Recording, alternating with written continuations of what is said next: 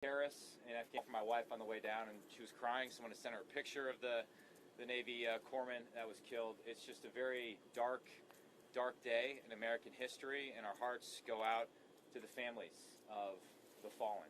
But I think it makes us even more grateful for the work that our service members are doing here. We were very glad to have a candid exchange and discussion and be able to ask questions about vetting procedures, logistical procedures here. And it was very heartening as we toured the base to see the soldiers doing their best to make the Afghans that are here comfortable. We saw some soldiers playing bags with Afghan children, and it reminds us just how lucky we are to be Americans, in part because we have such wonderful young men and women that are willing to serve this country. And so our profound thanks go out to them, and with that I will turn it over to Glenn Grothman. Well, I'd like to thank Congressman Gallagher for arranging this tour. Like he said, I think the people in this facility are doing a great job. Their goal is to kind of, I guess, for lack of another word, Americanize people, or familiarize the new immigrants as to what their new country is like, and make sure that they adapt very well, and I'm sure they'll do that very well. We have already 2,000 people here, and that could rise to 3,000 in the relatively near future. I think the one thing that if I would look at if I were you guys, and obviously the people in this facility are just doing their job, but I'd like to know in the long run how many people are coming to America from Afghanistan, and what type of relationship with Americans in Afghanistan does it take to be here. And I hope that the press corps does a good job. We'll eventually know the answers to those questions. Now we'll turn it over to Brian. Brian? Very good. Thanks, Glenn. It's a very difficult week for our whole country. In particular, what we saw play out in Afghanistan. On my drive up here to Fort McCoy, I was on the phone with the father of a Marine who was stationed at Abbey Gate when the blast went off. It's a Marine from southeast Wisconsin in the 1st Congressional District. He fell on the ground, his head was wrung, he was safe. But speaking to his father, they sat up last night waiting to determine would they receive a phone call that their son was safe, or would they see someone come up the driveway with the worst news a parent could have. I think all of our thoughts are with our troops who are in Kabul carrying out a very dangerous and difficult mission, and our thoughts are with the Americans still trapped in Afghanistan. I appreciate General Guthrie providing the information he did here. I think we saw what makes our country so great. We saw our troops here providing comfort and aid to individuals who escaped from Afghanistan. I still have some very significant questions that I'll be following up with the Biden administration on regarding the vetting process of individuals who've exited Kabul, come through the lily pads, vetted through Dulles, and ultimately arriving here at Camp McCoy. As Congressman Gallagher said, and others in our briefing, we were informed that roughly 2,000 individuals are here currently. Could be as high as 3,000 by the end of today, with a capacity of 10,000 individuals here. So this is going to be an ongoing situation, very informative visit today, and really appreciate the work that the men and women of our armed forces are doing here at Fort McCoy. I'll pass it to Mr. Tiffany. Thank you. Yesterday was a really bad day for America. We now have 13 more Gold Star families, and it breaks all of our hearts that that happened yesterday. General Guthrie gave us a good view of what is happening here. They're doing their job here, and they're doing their job to the fullest extent. We can all be proud of the work that they're doing here at Fort McCoy. But I got to tell you, today brought as many questions as it did answers. People are not coming in here on special immigrant visas. They may be in the process, but they're not coming in here on SIVs at this point. They are coming in as parolees, and that is an administrative function that allows people in here. We're seeing stories from around the globe of, I think there was just a story that there were 100 Afghans that were on the terror watch list that came into, I can't remember which country.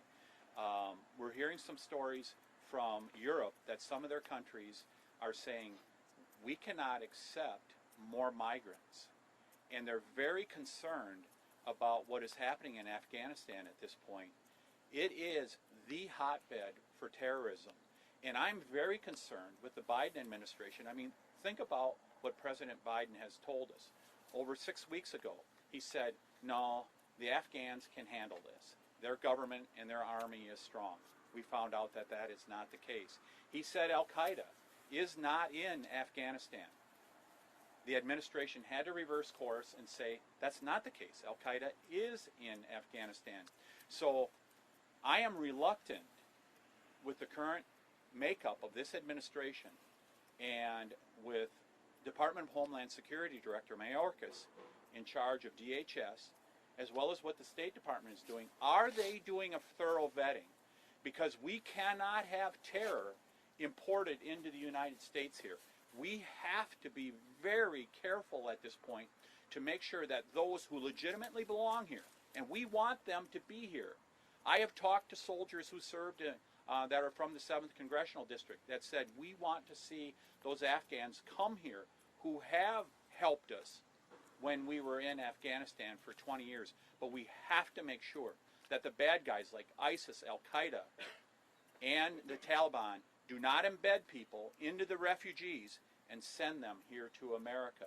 So I hope a thorough vetting process is being done by this administration, and we're going to have a lot of questions about that as we go forward. Thank you, Representative Fitzgerald.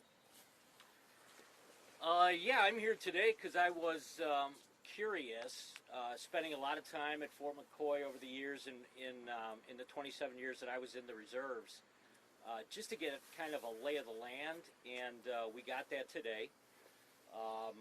You know, this is a wonderful facility that has the capability of completing this mission. It looks like they are on track, but like the other members said, when you dig a little bit deeper into the visas and the legalities, we still have a lot of questions, I think, and we'll see if we can get the answers kind of over the next couple of weeks. The Pentagon announced today that there's 3 more sites that they're standing up on other Army posts throughout continental United States. And so that raises the question about how many refugees eventually will be, for the most part, moved to, you know, what I would classify as more of a reception station, which is what Fort McCoy is operating as right now, compared to a facility that's actually doing the vetting. So I'm glad we're here. I think it was very productive, and look forward to getting more answers.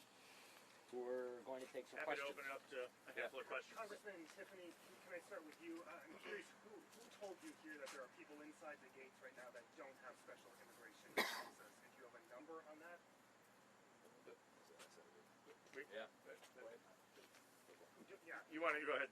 Well, without identifying exactly who told us, our understanding is nobody that's come through the gates has an SIV.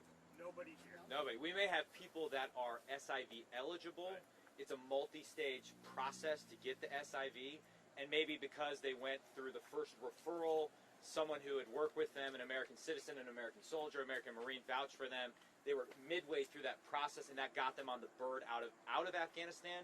But our understanding is that nobody has come through the gates here at Fort McCoy that is an SIV holder, right? That's what we were told. Yeah. We did. Confirm that? And let me, You so, did confirm that? so I would urge you to confirm that with the State Department or Department of Homeland Security.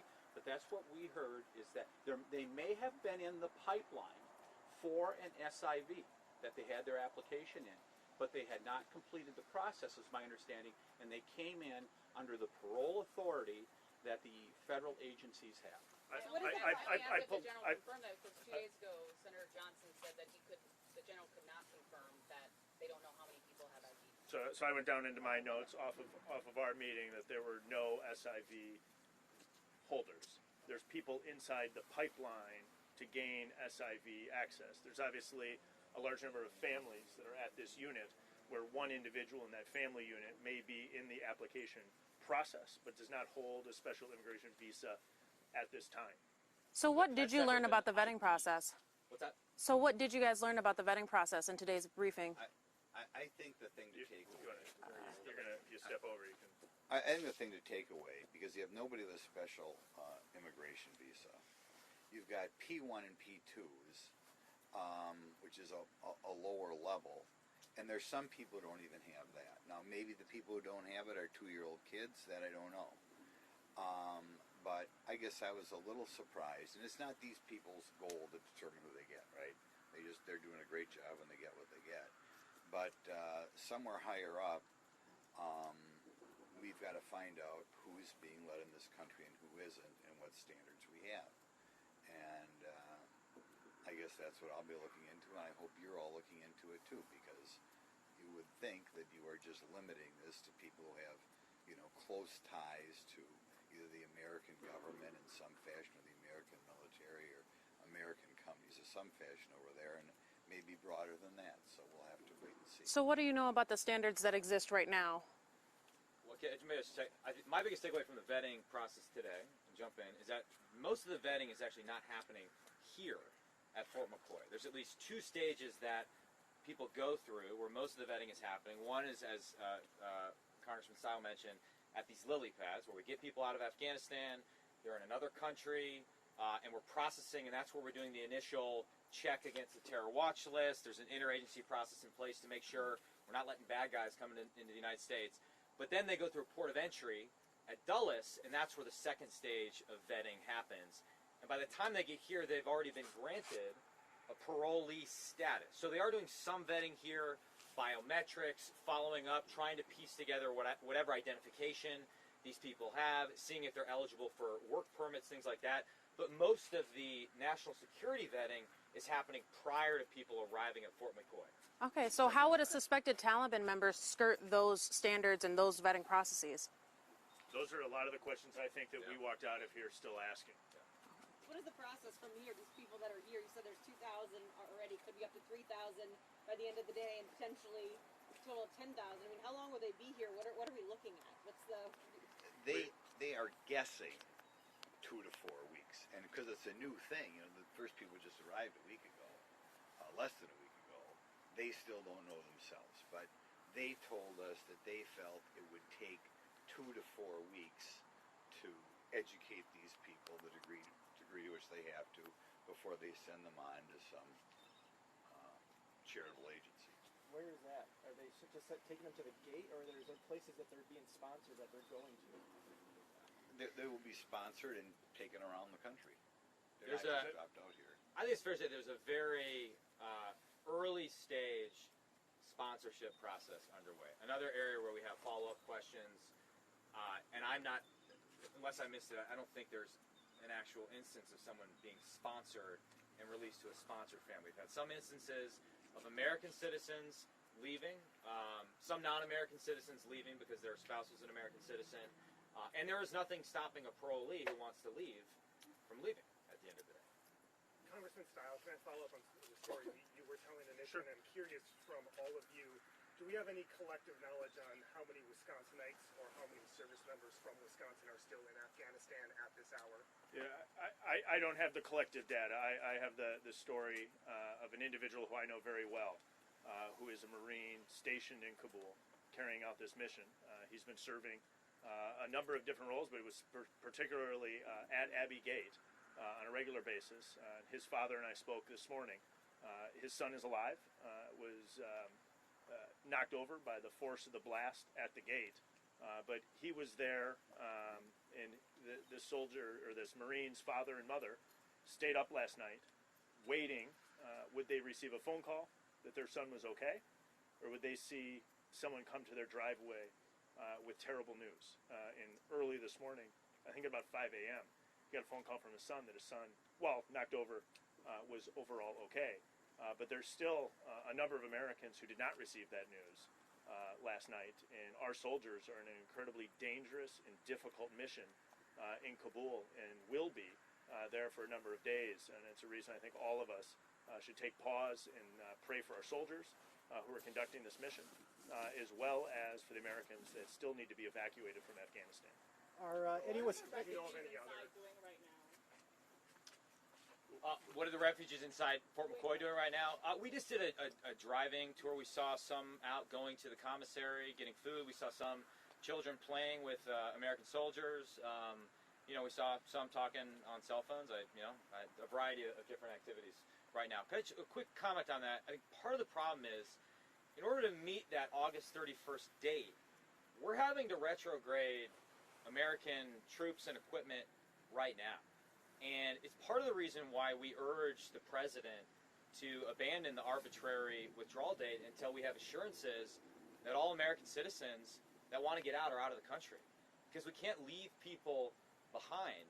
That creates an incredibly dangerous situation and an opportunity for the Taliban, for ISIS-K, for any other bad actor in that country to take American citizens hostage, which will be a disaster for U.S. national security going forward. And I had a bill on the floor earlier this week that would have required the Biden administration to report to us on the number of Americans that are still in Afghanistan, the number of Afghans seeking refuge. Our Democratic colleagues refused to pass that. It also would have required them not to withdraw by August 31st until we've gotten all our Americans out of the country safely. I think, though we can have disagreements about, this vetting procedure, that vetting procedure, all of us are united behind the idea of we should not leave any Americans behind enemy lines in Afghanistan. That is an unacceptable situation for the United States of America, and it's going to undermine our security for months, if not years to come. do you guys know, were there any Wisconsinites in the group of 13, 14 casualties that were reported yesterday? I'm not aware Not of to any. my knowledge, but Yeah. Representative Gallagher, you've been speaking to vetting for years. Have you heard regarding the current process, evacuation, relocation of refugees, just the United States, not other countries? Have you heard any intelligence, anecdote stories, or otherwise that would suggest that bad actors have been filtering through the process? I'll follow up at Tom. Yeah.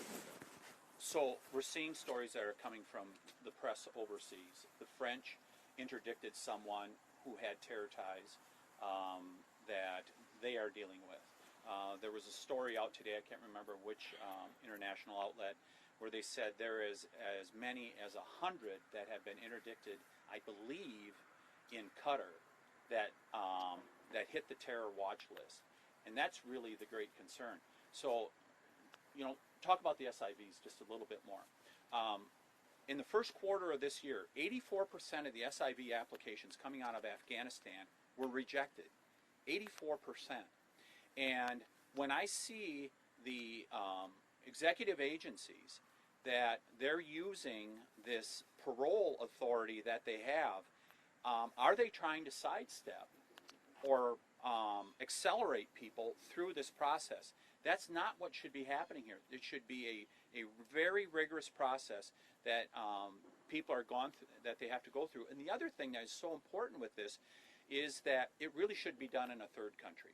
It should be done in a third country that is near Afghanistan, like Qatar. I mean, they're doing some of it there, because once you bring a person in on parole, for example, here to Fort McCoy, they're here for 2 years, at least. They're here for at least 2 years legally. And what if you have someone that has been embedded by ISIS or the Taliban or somebody like that? We have to be very careful, because remember, that person that put off the bomb yesterday at the gate, at the Kabul airport, he was portraying himself as a refugee. We have to be very diligent here to make sure that we're getting the good people out of Afghanistan and that we don't import terror here into the United States. There's also the risk of, and I think with the balance you're seeing us try to strike here is, we have enormous sympathy for those who have worked with us, who fought with us, those SIV eligible applicants and their families. How do we come up with a more coherent process to deal with them and expedite them as they go through the process without compromising any security standards, while also tackling some of the issues that Tom suggests. The other issue is if you just allow terrorism to fester within Afghanistan, or if you indulge in this fantasy that somehow the Taliban is going to be a credible security partner and fight ISIS Khorasan and we don't have to worry about it, you're going to see a version of what happened in Iraq and Syria, right? which is just total chaos, warring terrorist factions, that then produces a siren song for domestically radicalized Salafi jihadists all around the world. And so the more we allow that problem to fester, even in Central Asia, the more we're going to have a problem here at home. This is why just the incompetence of the withdrawal is such a national security concern right now. Thank you, everybody, for your time today. Thank Any you. of the refugees left base yet? I know you said 2 to 4 weeks, but I think someone said they could leave at the end of the day. Do we know if any of them actually left and are?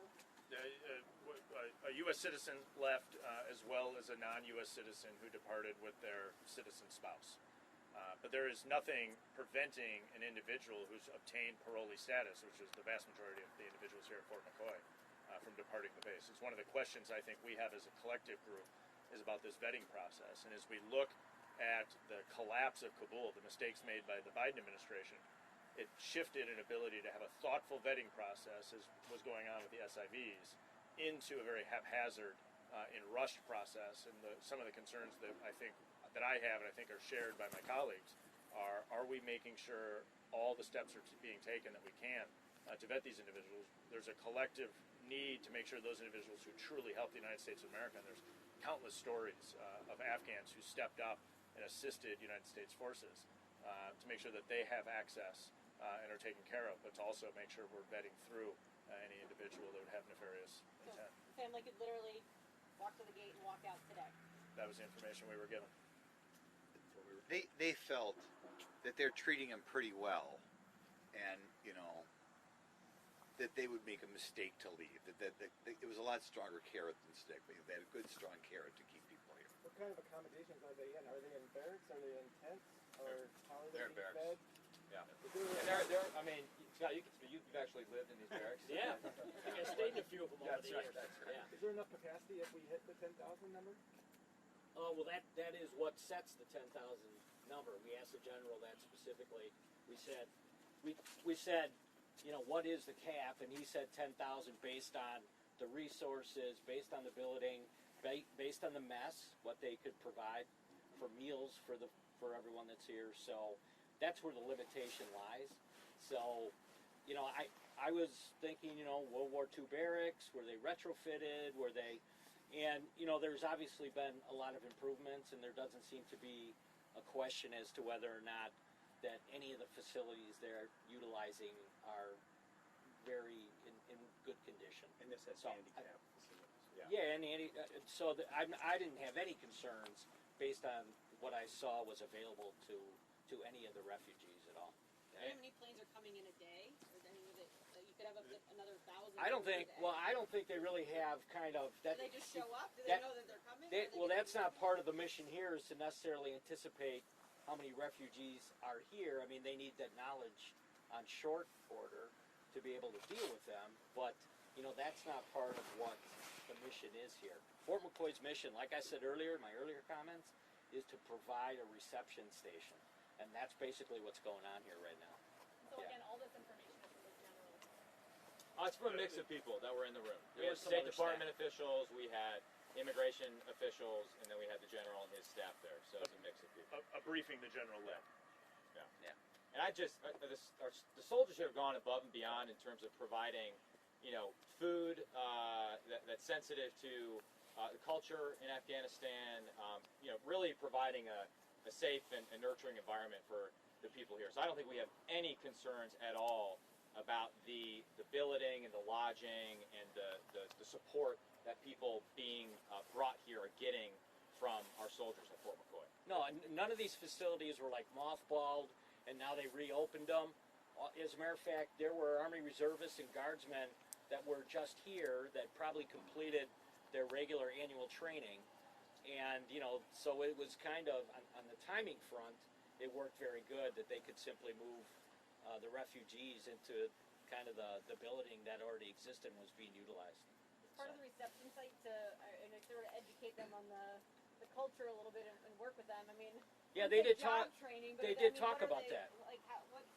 Yeah, they talked about that. Some of the staff, I had concerns too. I mean, once the population swells, internally you could have other issues. But I think they're anticipating that. They're trying to work through that right now. So. The But are they working on kind of finding placements or things for them to do? I guess, there isn't job training, I'm sure, but No. are there counselors? No, or I think they're just hanging out? you're in such early stages of this entire operation that it's going to take a while, I think, to kind of work through some of that stuff. Well, real quick, what services are being provided and who's providing them? Is it just the fort, or are there any nonprofit organizations that are stepping in?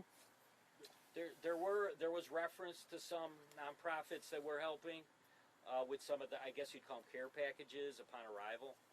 But beyond that, no. I mean, right now it's being run by the Army.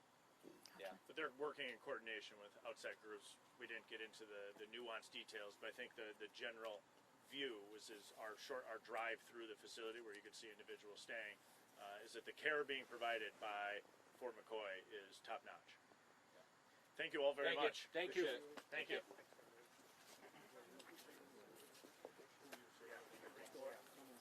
I could definitely ask the father if he'd like to provide that information.